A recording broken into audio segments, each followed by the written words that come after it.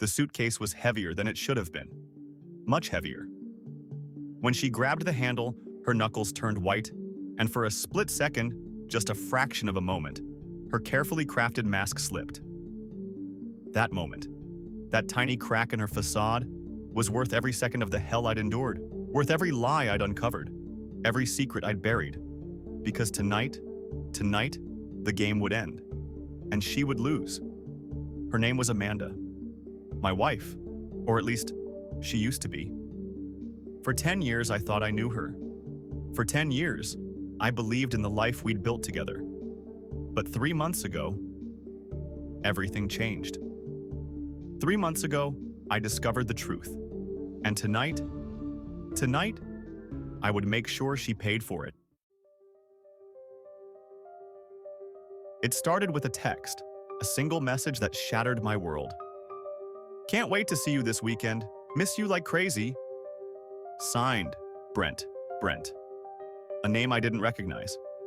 A name that didn't belong in our lives, but there it was, staring back at me from her phone screen. And in that moment, I knew.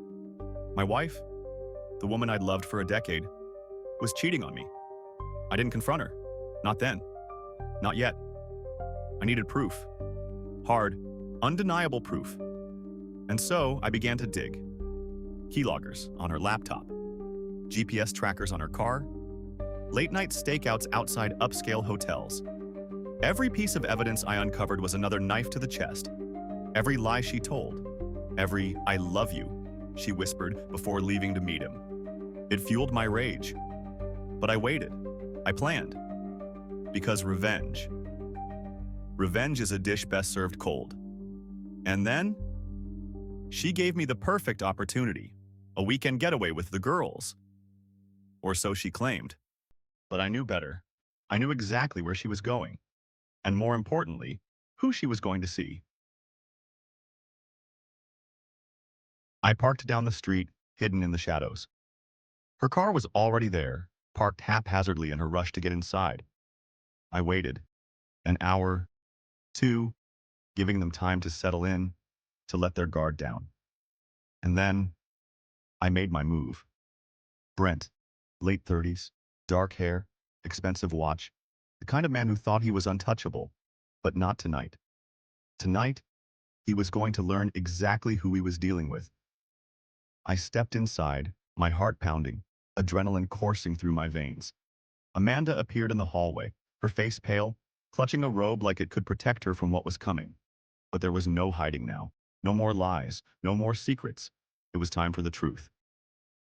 I threw the evidence onto the coffee table. Photos, screenshots, hotel receipts.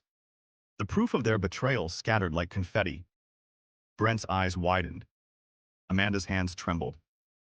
And for the first time, I saw fear in their eyes. Real, raw fear. "You thought you were clever, didn't you?" I said, my voice cold. "Sneaking around, lying, thinking you wouldn't get caught. But you underestimated me. And now you'll pay the price." The fallout was swift, brutal.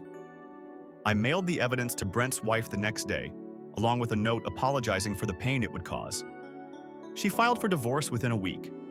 Word spread through Brent's company like wildfire, and he was quietly asked to resign. As for Amanda, she tried to beg for forgiveness, to explain away her actions. But I wasn't interested. The divorce papers were already in motion. She left with nothing but the clothes on her back. It wasn't easy. None of it was. But as I stood in my now empty house, the weight of betrayal finally lifting, I realized something. I'd lost a wife, yes. But I'd gained something far more valuable, freedom, and the satisfaction of knowing that justice had been served. This isn't just a story about cheating.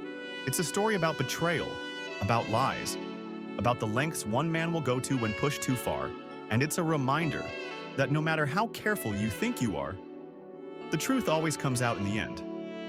If you've ever been betrayed, if you've ever wondered what it would take to get revenge, remember this story. Because sometimes, the weight of betrayal is heavier than any suitcase.